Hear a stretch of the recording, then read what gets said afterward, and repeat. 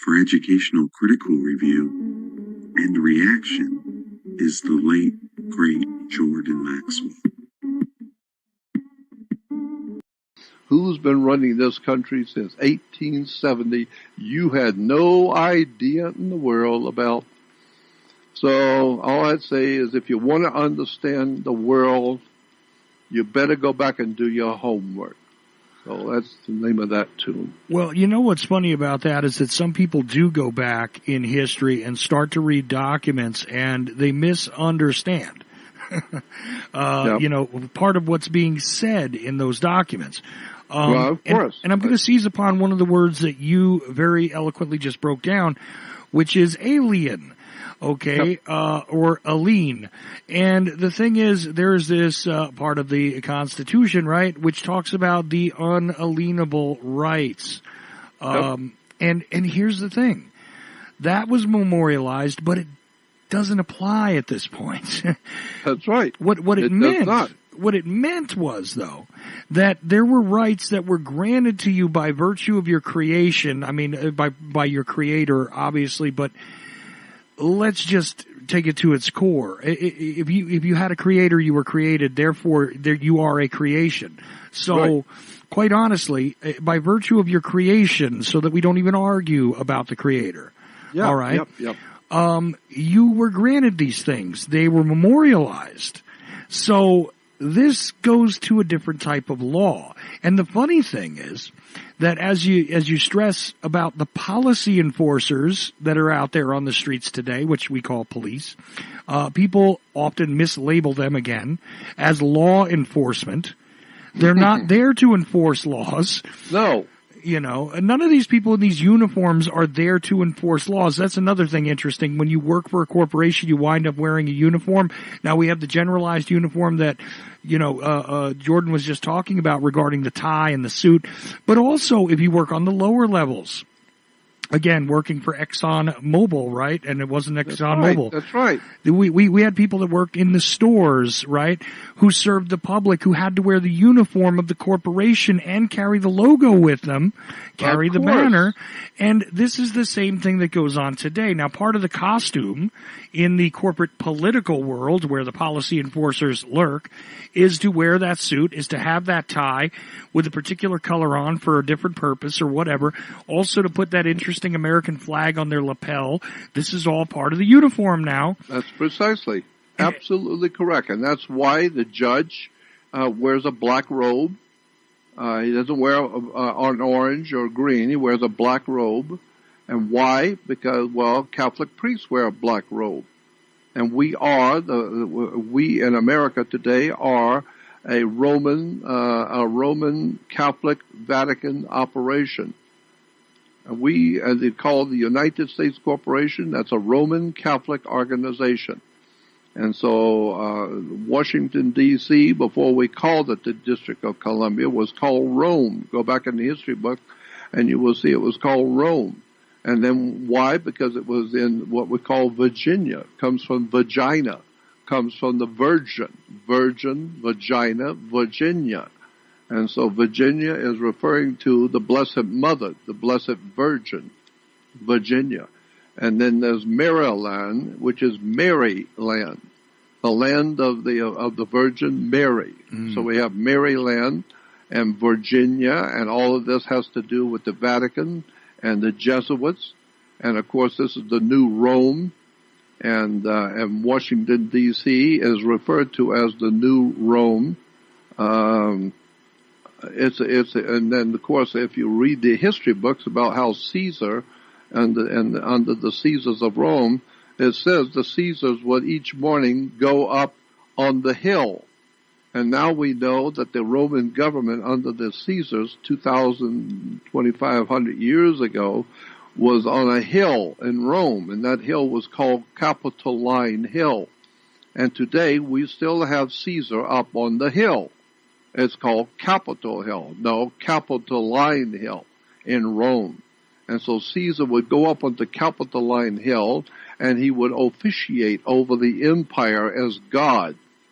And where would he officiate over the empire? At the Senate, the Roman Senate, up on the hill. And today we still have the Roman Senate up on the hill. And today we still have the blabbermouth and the butt kissers for Rome and the Vatican behind kissers. They are still telling us on CNN that Caesar went up on the hill today, and up on the hill the Senate did this and that in the Senate. What you're talking about is the ancient Roman Empire. And right. Today, now, I want to go deeper. I want to go deeper on that just for a second because, there might be some people who say that what Jordan is talking about is, very anti-Christian, very anti-Catholic. But here's the thing I want people to understand, and that is that the symbolism of Mary being such a huge symbol is not actually part of Christianity. Not at all. It goes further back than that, and here's where you get the hints, by the way. We talked about justice here tonight. We talked about Columbia here tonight. We talked about this figure, the Virgin. All of these individuals are memorialized previously in religions that predate Christianity. Of course they do. Of course they do. As a matter of fact, the Egyptian obelisk in Washington, D.C. Anybody who understands Egyptian symbolism knows that's an Egyptian obelisk. We call it Washington's Monument, but it's actually an Egyptian obelisk like the one that's in front of the Vatican. But we made that one. We made the Washington Monument. And it's the tallest Egyptian obelisk on the earth is the one we made in Washington, D.C. Well, an Egyptian obelisk represents the male erection. The male erection was referred to as pictured as an obelisk in Egypt. So today we have the male erection, or Washington's greatest erection, it's called. Look in the dictionaries. Read the dictionaries in the understanding of symbols. Go to a library. Do something you've never done. Read a dictionary on symbols, and you will find that the Egyptian obelisk represents the male phallic, and it connects with the female ovaries, or the oval office. And so you're looking straight at the male phallic, directly connecting to the feminine oval office, or her ovaries, which creates the life of the new nation, the corporation called United States Corporation. And so that's why nothing in this country today reminds you of how America was founded, because it's not like America was founded. The founding of America died in the 1860s during the Civil War officially. And so in 1870, there was a whole new government brought into play, and it was called a corporation, and therefore you are a corporation. Therefore you are a business, and your wife is a business, or your girlfriend is a business. And thank God your girlfriend's business is none of my business. And what I do in my bedroom is none of your business, because it's a corporation. We're all companies. And so I'm not privy to your private business, and you're not privy to my business, because in fact it's none of your business. So you get the idea. Anything you do is a business under corporate law. And so under corporate law, we are all living as a corporation, and we don't know it. We don't understand any of it. It got nothing to do with basketball, any of the other nonsense we spend our time on, because nobody seems to really be interested in the real dark story of who you really are. And this is why you don't own nothing in the world. You don't own anything because you never paid for anything. Well, and also, that's a whole story. You are owned, is what the bottom line is here. I mean, absolutely. If a corporation brings another corporation into existence on paper, they are called what? A subsidiary. That's precisely the point. And you are a subsidiary to a foreign corporation called United States Corporation. So and you don't own anything, incidentally. This is why you don't own anything. And it's a big story. I mean, if you had 8 hours, we could sit around here and talk about all the words in banking and insurance companies that actually own and run the banks from behind the scenes that you don't know anything about, and the different amendments of the Constitution, and what they were all about, and how the banks actually run the country. And all over the world, there's two basic kinds of law, and that's a whole story in itself. Going back to the Roman Empire, the Romans understood there were two kinds of law, a law of the land and the law of water. And today, we talk about the law of the land. Oh, well, this and that, well, that's the law of the land. No, law of the land in relation to the law of the sea. That's why you make that designation. It's the law of the land or the law of the sea, the law of money. Because the law of the sea is the law of water. And we say money goes through your hands like water. No, money is considered water. Legally and lawfully around the world, banking law is maritime admiralty is called banking law, because money is referred to as water. It's a cash flow of a liquid asset, period. You don't understand money, then you don't understand water.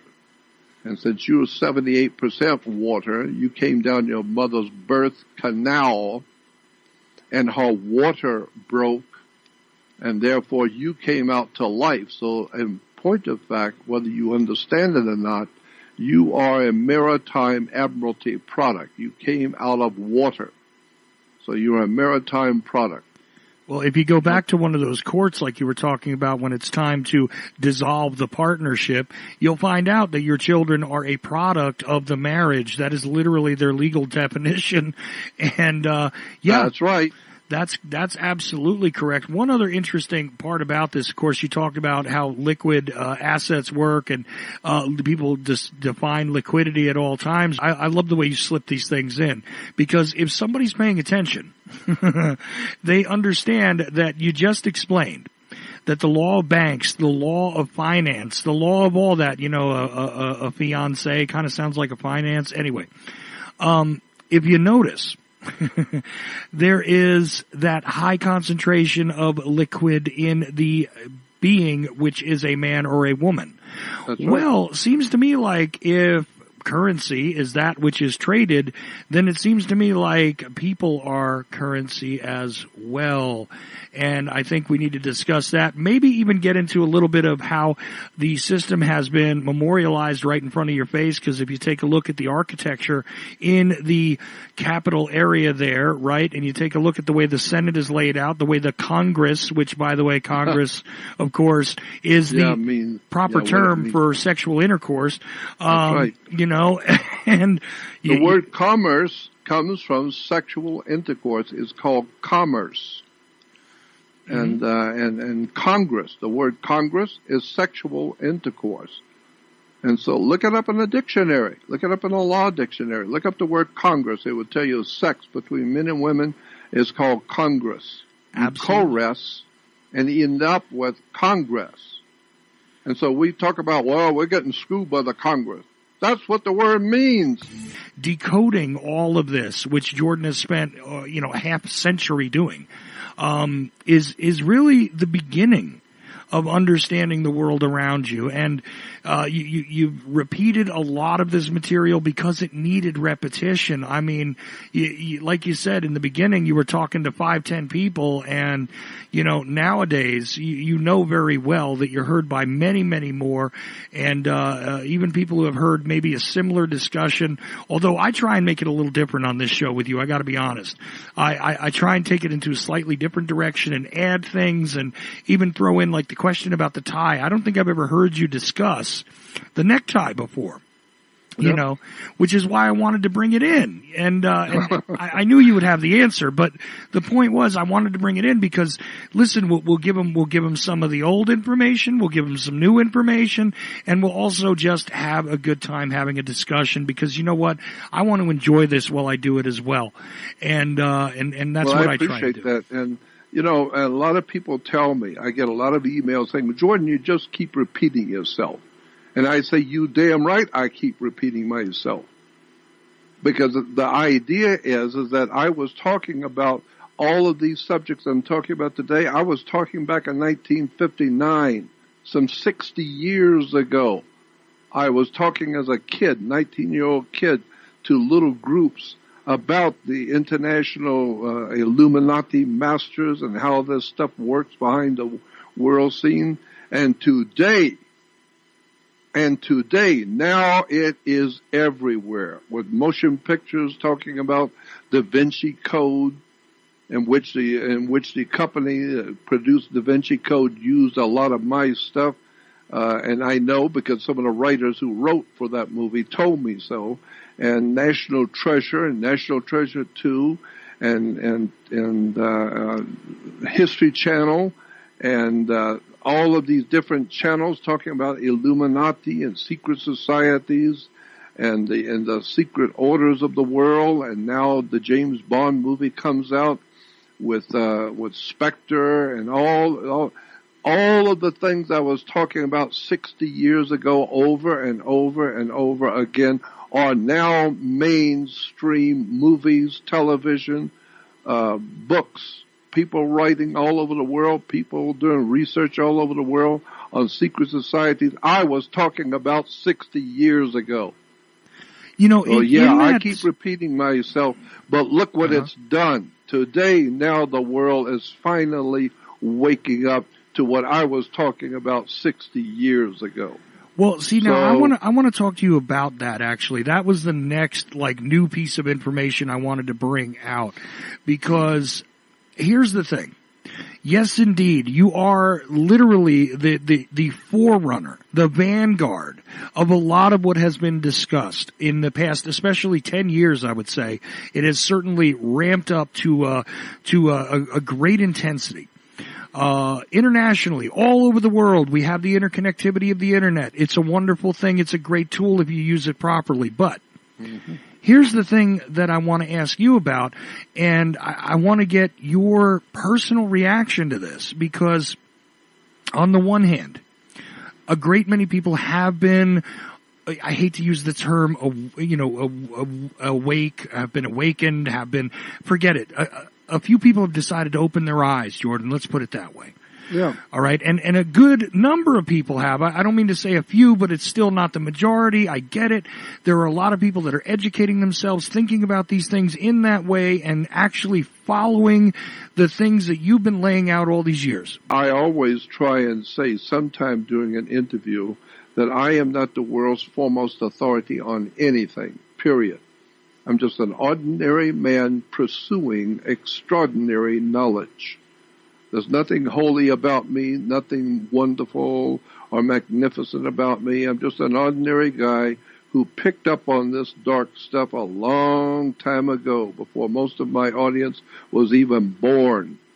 And I've been following this kind of path through the occult world of darkness, lies, deception, how the world really works, who are the judges, why do they wear certain colors, and breaking it all down and trying to explain it to the world. So I know it's been very, very frustrating for me to see other people out making tons of money, making movies, making television shows, and calling me, getting me to send them a lot of information, and meeting with these motion picture and producers and television producers behind the scenes and giving them all kinds of information because I just wanted to help them, whatever they was doing.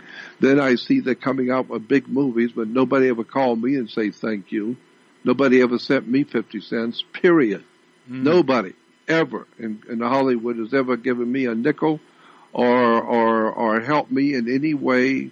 But they do call me all the time and want me to supply them with information on this or that. And, and the people who produce the Jerry Bruckheimer company that produced the National Treasure and National Treasure 2, they did call me and ask me if I would be a part of the movie. They wanted to have me be a part of the motion picture, and that they also had some research stuff they wanted me to work with them and help them on. I refused it and I turned it down, but at least they did ask. And so I've had so many motion picture studios, television, History Channel, Discovery Channel, etc., National Geographics, coming to me and asking me for information on this, that, and the other thing, and I send them all kinds of materials and pictures and documents, where to go and where to look. And then I see the movies coming out on television using some of the stuff I sent them, but I didn't get any credit on it, and I don't see my name anywhere. So I've been doing what I do, but I have finally got to the point where I now know all I want to do is I want to talk to the people who really want to know. I'm not talking to the world to entertain anybody. I'm not an entertainer. I've been in motion pictures. I've been on television. I've spoke to audiences around the world, but I'm not an entertainer. I fancy myself as just an ordinary man pursuing extraordinary knowledge and want to help my fellow man wake up to the reality of the world you live in. And I'm not an authority.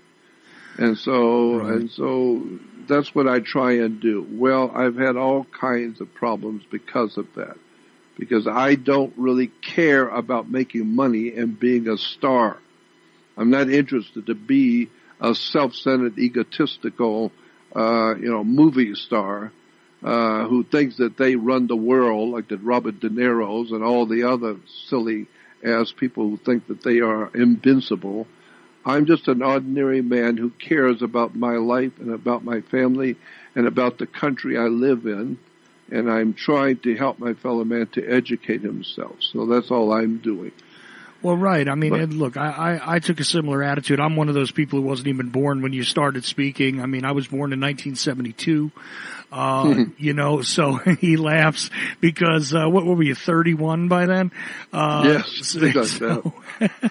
I mean, you were 31. I just came into the world. But, even during my own journey, right, I don't consider myself an expert on any of this stuff, but I am a student at all times, and I also intend to impart anything that I learn of value to others. So I want to make this an exchange where there's, a student and teacher relationship, because a lot of people can be your teacher throughout life, as you well know. Oh, heavens, yes. And that you exchange, learn some of the most important things you'll learn in this world are from your enemies and from very bad people. I've been in the company of some people who would turn your hair white. But they told me things that I would never, ever be privy to know.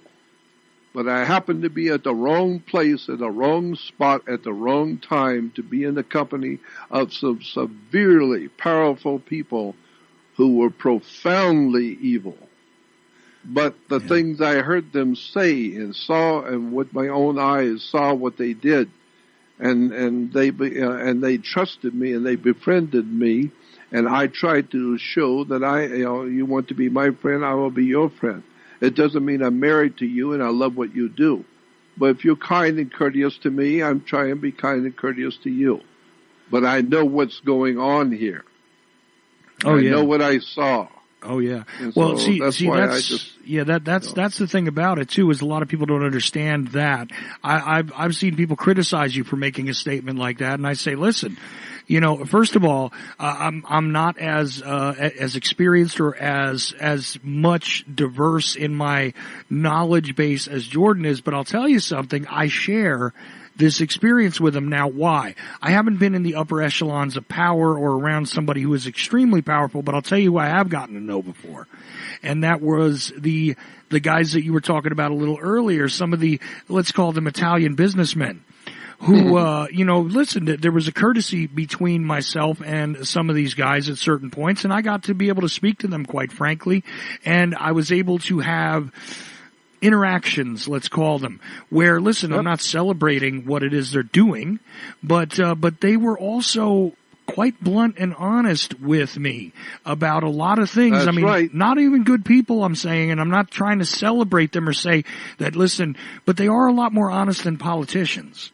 Oh, of course. Okay. That's right. And they are a little more direct about what it is they do. I mean, I make jokes sometimes, Jordan, on this show, where I explain that you pay your extortion money to, your local Italian businessman, and your store doesn't get burned down.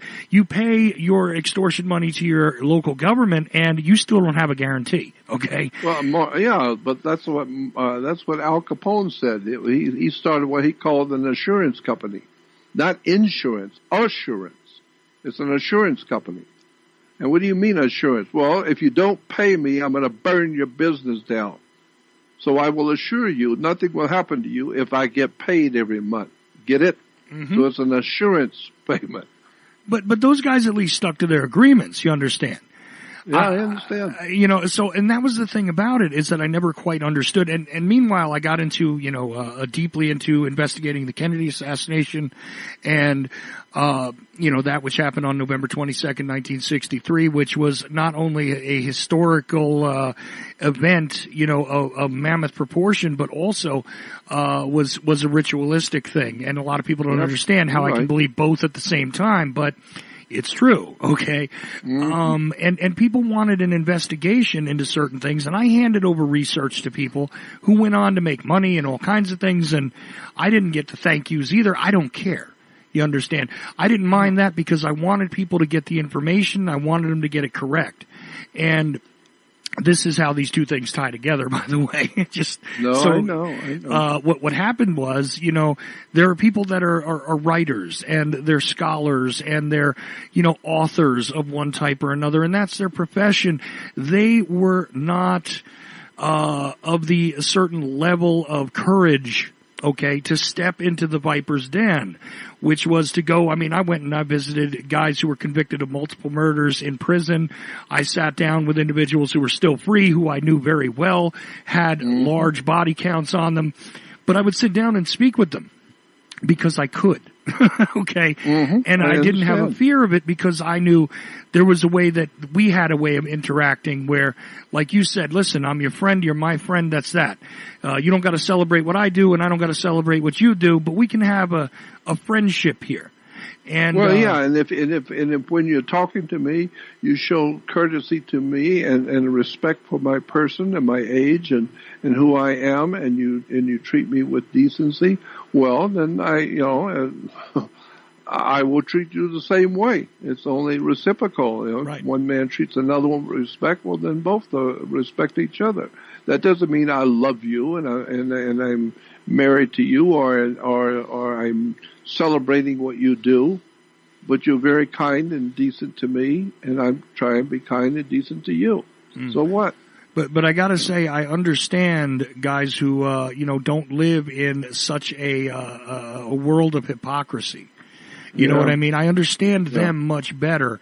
I'm not saying that I appreciate them or feel entirely safe at all times, but I feel a lot safer in the company of somebody that I know will lay out what they're going to do. That's another interesting point here. The elite class does have that mentality. Gangsters will tell you what they're going to do. Pretty much, you get a warning most times that this is what's going to happen. You're interfering with my business, my day, whatever. This is what's going to happen. You get told once and then it happens. That's right. You don't get that kind of courtesy with a politician because they may one day agree and say, listen, I've created a policy. Here's a piece of paper. I've agreed to this. I voted for it. I've gotten my friends to vote for it. And then give them a little bit of time and the winds shift a little bit and they decide, well, we're going to now go another way and vote a different way and change their positions. And you see them flipping and flopping all over the place. This is what they do. But when you're dealing with a guy who is a real gangster, that's not how it runs, Nope. And I think that this is something that the elite class, I'm not sure if the elite class got it from the gangsters or the gangsters got it from the elite class, but one way or another, this is a shared, characteristic. Am I right? Yeah, there's no doubt about it. And I've been there. I've been there and seen things with my own eyes that I would never and could never and I have no idea in the world of ever saying anything to the grave. I have no intention to ever say the stuff I could that would blow your mind. I've been in the company of people that would scare you if you knew and saw, but I am not about to say anything about anybody, period, because I'm smart enough to know I'd like to see the sun come up tomorrow morning. And some of the things I could tell you about your religious leaders, about your political leaders, and some of the leaders of social or groups, all of these different black revolutionary groups, or my God, I could tell you stories that blow your mind. And I was there. I saw it. And so, but I am not about to. And I wish I could. I wish I could tell the world what I've really seen. I wish I could. Because I would enjoy. It's some kind of a professional jealousy in my spirit. I would enjoy watching the world go out and try and throw up when they hear the real truth about the people that they've given their whole life to, given their whole money to and support, and find out who these people really are and what they're actually doing, that I saw them do. So, I said to you, I've said this before, I'll say it again. I'll give you an example. If you're going to ship a package or a box across the country, you go out in the shed and go out in the garage and get some rope, and you tie up the box with the rope, and then you mail it. And most likely that'll be sufficient, and it'll be okay. But if you're going to take that rope and walk off go up on the top of a 10-story building and tie that rope off on one of the big pipes on the top of the building, and you're going to hang on that rope, you're going to hang your life on that rope, then you have better check the integrity of that rope you're hanging your life on.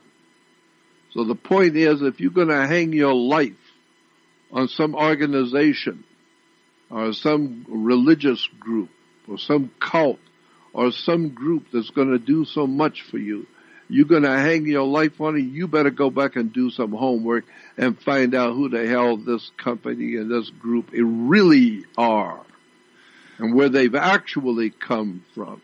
Right. You're going to spend your whole life in Jehovah's Witnesses believing you have the truth, and you have no idea in the world why they left Pittsburgh and went into the Bronx and then went into New York. New York is the Empire State. And then they go into Brooklyn. Is there anybody left on the earth that doesn't know Brooklyn is a mafiosi gangster hangout in New York? And that's where the Watchtower and Bible Tract Society operates, and they owned all the docks. They didn't rent the docks, they owned them. Mm-hmm. And even the mafia could not own the docks. They ran the docks, and they were in control of a lot of the work on the docks, but they don't own the docks. Well, Jehovah's Witnesses own the docks. They own them. Mm-hmm. How does that happen? You better find out how the Jehovah's Witnesses, the Mormons, the Seventh-day Adventists, the Worldwide Church of God, the Christadelphians, and all of the other York Rite secret society cults that have been set up in America and financed out of England. You better find out the connection between the religious orders in America today and MI5 and MI6 out of London. Mm-hmm. This is a whole world of knowledge you have never been privy to know anything about. And I'm sitting and watching this country go under. And the people have no idea in the world what's actually coming down on America soon. You better wake up and find out what religion is all about. I once lived in a town, and this is one of the religious organizations you didn't mention, but I once lived in a town where you could own the house, but you could not own the property. Even according to the, very easily accessible public paperwork. I mean, obviously, when you go to take a look at a deed in America today, you'll find that you're actually the tenant, not the owner anyway. That's right. Mm-hmm. But even in that case, you cannot be the tenant of the property even in a town in New Jersey. And I found it very strange, and I wanted to know why, and I started to look into it, and I find that the Methodist Church actually owns it. The town, I'm saying. Okay? And this is literally where they do the camp meeting. You've seen the Camp Meeting Association, right? Publicized. Well, they have the camp meeting tents in this town. It's a little place called Ocean Grove. I kid you not. Where the Methodist Church effectively owns the property in Ocean Grove.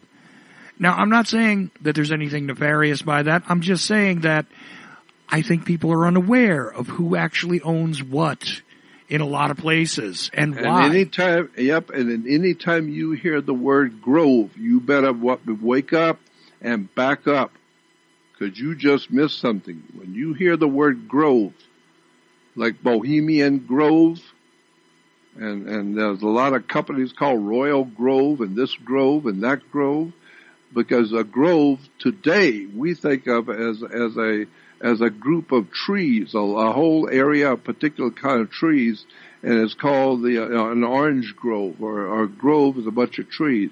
No, that's not what the word grove meant originally. You go back to the original interpretation of the word grove. A grove was a male erection. Period. You need to understand what's going on here when we talk about the church was founded at this particular grove or that grove, or Myrtle Grove Church or this Grove Church. Grove was a male phallic, an erection. You better wake up and find out the name of the tune with religion. I can sit and talk with you for 8 hours straight on stuff you have never heard about the church. People go to church and have no idea in the world where the word church comes from. You know, and you talk about Jesus the Christ and have no comprehension at all what the word Christ really means. Well, to my mind, where did it actually come from? Well, to my mind, the word church is really very similar to, I think, the Greek word for circus, which That's exactly right. leads to the goddess Circe, in my estimation. That's precisely right. That's precisely the point. Now, what's interesting about the Methodist thing, now somebody's going to go, why is he picking on the Methodists? I'll tell you why. We're just talking about them for the moment. We'll just talk about them for a second. And my last point on this whole thing about the Methodists owning Ocean Grove is that, here's the thing. Ancient Grove. Boy, that's really power-packed, that term. Right. What's fascinating here, though, is if you open a Methodist Bible in any church, you will find that it is subservient to, ready, the Catholic Church. Yep. That is, a lot of people think of it, well, that's not a Catholic church. They don't have the same rituals, and sure they don't. And by the way, you want to sit and unpack something, I'm sure I could sit here for 5 hours with Jordan just talking about Catholic rituals as they appear today. But let's not. We'll go over this point quickly. But the thing is that the Methodist Church is just an arm of the Catholic Church. So of course that's why. Exactly correct. Anyway, but when you take a look at these words like the Grove and, like you said, Bohemian Grove, anything that's named Grove, stop and take a look. You're right. But it also strikes me that it's similar to the word grave. That's right.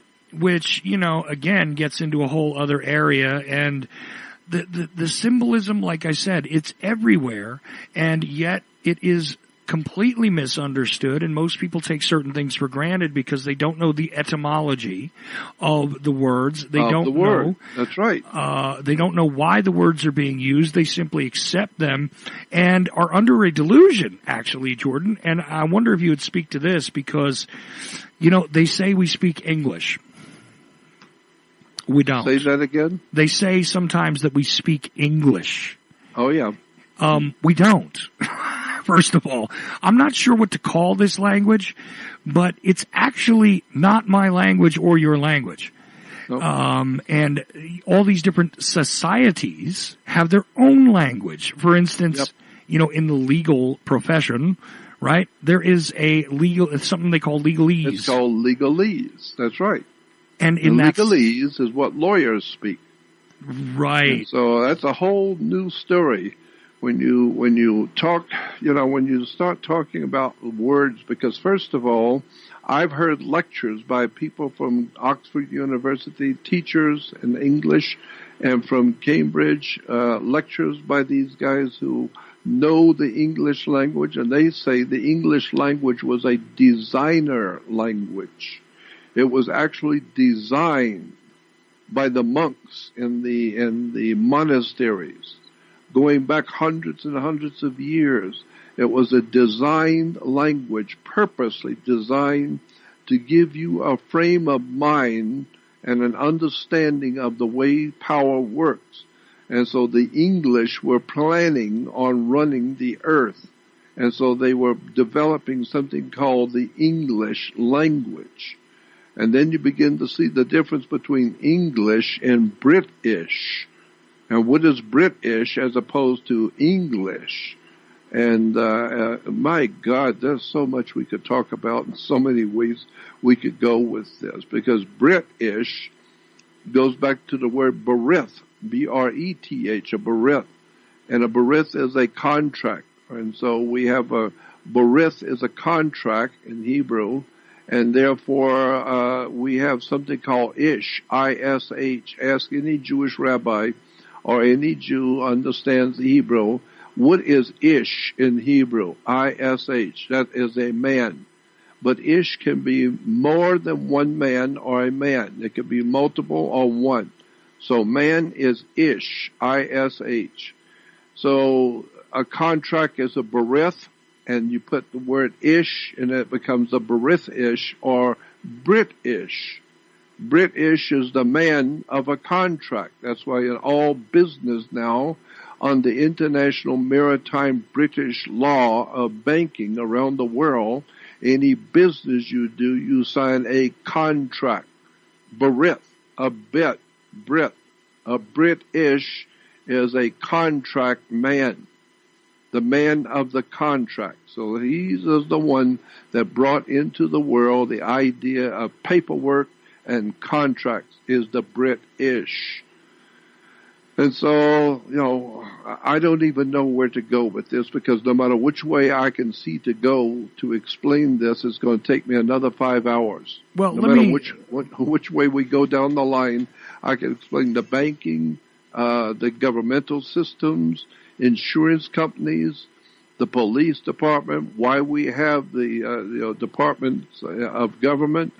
All of this has been planned before your grandmother was born. That's right. And you were born into a system, and you just naturally accept it the way any puppy or any pet cat, when they're born, the pets just accept what the mother tells them. They just accept the life that they live, and the dog never knows how to think for himself. He just does what a dog does. He just goes along to get along. And he's always taken care of. That's all he cares about from cradle to the grave. So when you're born, that brings in the church. And then when you get married, well, that brings in the church. And when you die, that brings in the church. So the point being is that the church is dominating politics.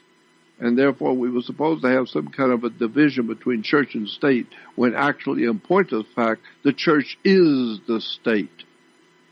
It's a religion. It goes back to Rome. My God, wake up. No, absolutely right. And look, I'll try to sort of bottle that really fast, because you said English is a designer language. Well, you want proof of that, you the listener, not you, Jordan, obviously. But you the listener, you want proof of that, it's very simple. What would you do if you were to attempt, just imagine in your own mind that you wished to develop a worldwide language, something that could be adaptable to various cultures? Well, you might bring some of their recognizable terminology into said language, so that it kind of has a universal point of entry for each of these different cultures that are brought together under it. And lo and behold, well, what do we find in the English language? We find German, we find Spanish, we find French, we find terms from across the planet were inserted into this language we call English. Am I right or wrong? That's exactly right. And I could tell you some more stuff that you've never heard that it's going to be find very difficult to understand and to believe. But I am of the opinion that the word German, which relates to a people we call Germans, is directly connected to something called Israel, and some people we refer to as Jews. I think Jews and German are the same thing.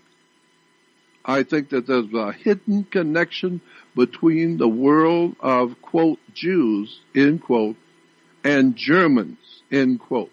Who are and who was Germany, and from where did the Germany develop the concepts and belief systems and the structures of government in Germany, which are identical to what we call Judaism today. And then when you go back to Adolf Hitler developing what he called Nazism, no, it was not developed by Adolf Hitler. He learned it from a Jewish man named Rosenberg.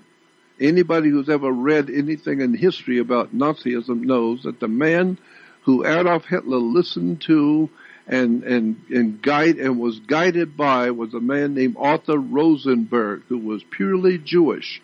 And he's the one that explained to Adolf Hitler how to set up the Nazi party and what the symbols should be, the swastika and the blood flag, and all of that stuff was developed by a Jewish man named Rosenberg. And so today, the concept in Judaism is that they were a holy people, set apart from the world. They were a holy race. Well, that's what the Nazis said. They were a holy race. They were a blood ritual holy race, and they only married within themselves. Well, the Jews had the same thing. They only married Jews. They would not marry Gentiles and all the people, the lesser people on the earth. They only married among themselves. Well, that's Nazism. The Nazis said the same thing, that they were a holy priesthood. They were a holy people. And their symbol was the swastika. Well, the swastika, we now know, anybody can look in the dictionary and look up the word swastika, and you will see it is a symbol for the sun. The sun rolling across the sky is a swastika. Go back and look at the symbol for the ancient symbol for the sun. It was always in all the ancient cultures of the world. The ancient cultures always symbolized the sun as a swastika. The two equal crosses with the legs, and it was walking across the sky. And so today we have the swastika, which represents the sun. But then when you go to the Jewish religion, what is the Jewish symbol for the sun? It's a swastika. It's in the synagogues. In Israel, you'll see on the floors of the of synagogues in Israel swastikas. Why? Because the most holy God to the Jewish people back then in the ancient world was the sun. And so they didn't want to use the word sun. We're worshiping the sun because that's Christian. Christians are worshiping God's sun, the light of the world. But the Jews said, well, we're going to worship the sun too. But we're the first ones. And so they worship something called Yahweh, or the tetragrammaton. So they took the word for God and put it into a secret word called tetragrammaton, the 4 letters for the name of God, which is so holy they don't want to pronounce it. Why? Because it represents the Egyptian sun god. Tetragrammaton. Tetra is 4, gramma is letters. Gramma is a letter. And so the tetragrammaton in Judaism, the symbol for the word for God, is 4 letters. That's why they call it tetragramma. 4 tetra and gramma letters. But Aton is called tetragrammaton. What was the Aton? Who was the Aton? Look it up in the dictionary. Aton was the god of the sun in Egypt. Right. And what was his symbol? The swastika. Wake up and understand Judaism, Nazism, religion, Catholicism, Rome, all of this stuff is connected behind the scenes, and you haven't got the faintest idea in the world of what's really going on in this country and around the world. But wake up, it's coming. It's on its way. And I'm telling you, when you begin to look at the words and the terms that are used in religion, if you go back to the old ancient world, you'll find out incredible stuff about religion that I think is fascinating. I love to do a whole 2 hours just on the occult or hidden words in world religion and where they actually, in point of fact, really came from. and why you are having the symbols and the emblems and the rituals and religions that you think are so holy. You have no idea in the world what they really represent. No, you're absolutely correct. Now, one thing to add in here, though, when you're talking about Rosenberg being the influence over Hitler, is there was one other influence, rather curious, over the organization of that party, and this was an allegedly outcast priest, Catholic priest, who wore an interesting symbol. What was the thing on all of his accoutrements? The Red Cross. In fact. Of course. Yeah. And he fills in whatever Hitler did not get from Rosenberg, he got from this guy. I can't remember his name right now. But you know who I'm talking about. There was also a Jesuit priest named Father Stemple, Stemple. Father Stemple wrote Mein Kampf. Adolf Hitler did not write Mein Kampf. Father Stemple wrote Mein Kampf. Father Stemple was a Jesuit priest. This was in the New York Times. It's been quoted in different books about Nazism that Hitler did not write Mein Kampf. Father Stemple wrote Mein Kampf, and he was a Jesuit priest behind Adolf Hitler. And this is why the Pope wears the Jewish yarmulke, and all the cardinals wear the Jewish yarmulke. And all the symbols of Judaism is in Catholicism. And Catholicism worships the sun god Aton. Well, so did the Jews. Tetragramma, Aton. I'm telling you, there's a big story here that you better wake up to the reality that your world and your country and your family and your very life and the life of your children is in jeopardy because, as the Bible says, my people are dying from a lack of knowledge. Well, you think you know what's going on? You better do some homework, son. No, absolutely, and I agree with you. And at all times, no matter what you have learned up to this point, folks, there is always more. The scope and scale of this is immense. I mean, Jordan, you got to admit that even after half a century, on occasion you stumble across new information or a new connection. Oh, you better believe it.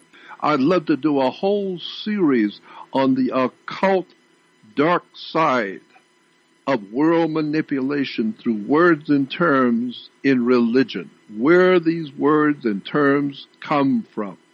What do these symbols actually mean?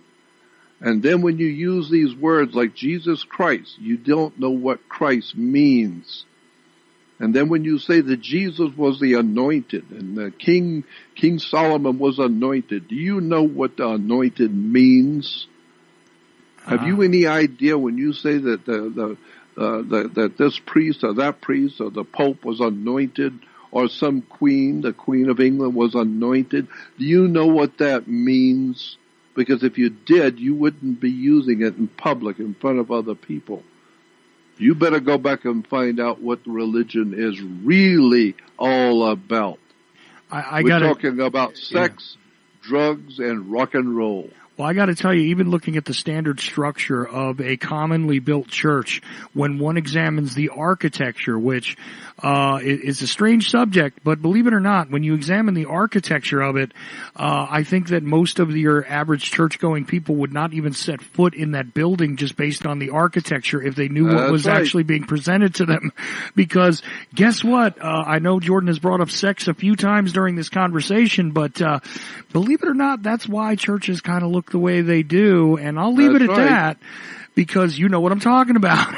And not only that, but the body of a church, I don't care whose church, but the body, the central body of a church is referred to in the dictionary as a nave, N-A-V-E, nave. The nave of a church is the central building of a church, and this is where we get the Department of the Navy. It's a maritime admiralty, Navy. And this is why the Vatican is called the Holy See. The Holy See, Maritime Admiralty, the Navy, the United States Navy. My God, we need to do a whole series just on the occult, and the word occult is a Latin word meaning hidden.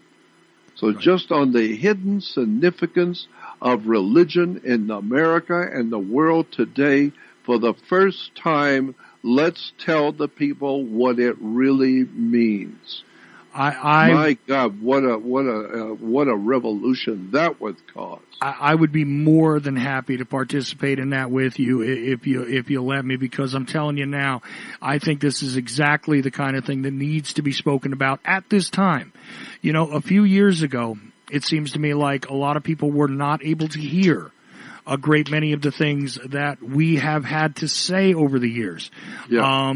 And I know that you've held back to some degree regarding some things, you know, like if you go to and look at jordanmaxwellshow.com and you go into the Research Society, that goes a lot deeper than what you heard on this show, okay? Oh, yeah. And there's a lot of things that, you know, you might have been a little bit hesitant about discussing in the past, but as you've said on this show, look, you're getting toward the time when, I mean, and I don't say this with any disrespect, understand, but you are getting toward a time when you know there are many less days in front of you than are behind you, and maybe you're not quite as hesitant or worried about certain things, not everything, but certain things that you could speak about that you might have been in years past.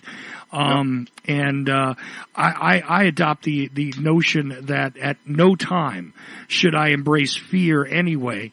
So I have no fear about going forward with anything that you want to discuss. So I'm telling you right now that I would love to do the presentation with you and ask some relevant questions. Well, one thing I would guarantee you, if we do this, I will guarantee you, I will tell you things about religion you have not even thought of, never even came into your mind to make the comparison. I could tell you things about religion that you would not believe, and where it really came from, and what the encyclopedias tell you, and what the words mean, and what the symbols mean. It's just so overwhelming. I don't know where to start, and I'm 78 years old. I don't know where to start. If you want to talk about religion, then give me the chance. Give me a whole series of shows, and I'll tell you things about your church, your religion, and your religious beliefs that you have never heard. Well, incredible stuff. I absolutely accept, and I think a good place to begin would be with the origin of Moses. Oh, because God. Don't get me started on Moses.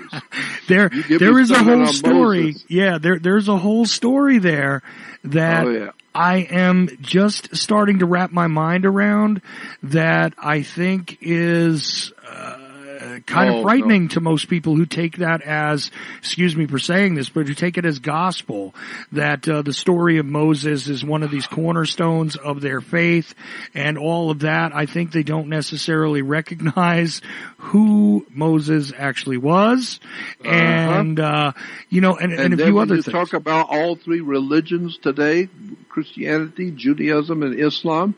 Why three main religions? Why three? There could have been 6 major religions, or 14 major religions. Why 3? And why is it all 3 religions, their God is a triune God, Father, Son, and Holy Ghost, Brahma, Vishnu, Shiva, Osiris, Isis, Horus? Why is there 3 always, and then the 3 major religions, and their God is always 3? What's going on with this 3? 1, 2, and 3, and where does it come from? I've got all kinds of questions we can ask for 2 hours first, and then I can spend the next 8 hours answering them, because I'm telling you, the story of Moses will blow your mind.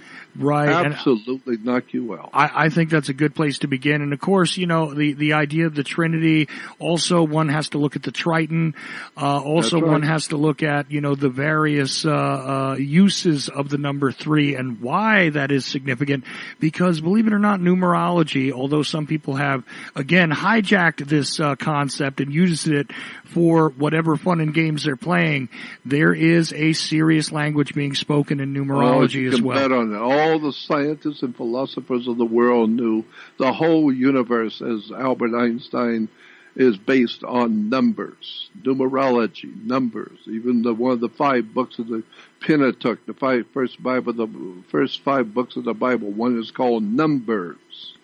That's correct. You need to understand numbers, numerology. Right. And, But this, believe it or not, is the end of our time together. Jordan Maxwell has been with me, and we end on these interesting notes that should begin to rattle around some questions in your mind if you haven't considered them before. But I think this entire conversation could begin the process of somebody asking questions.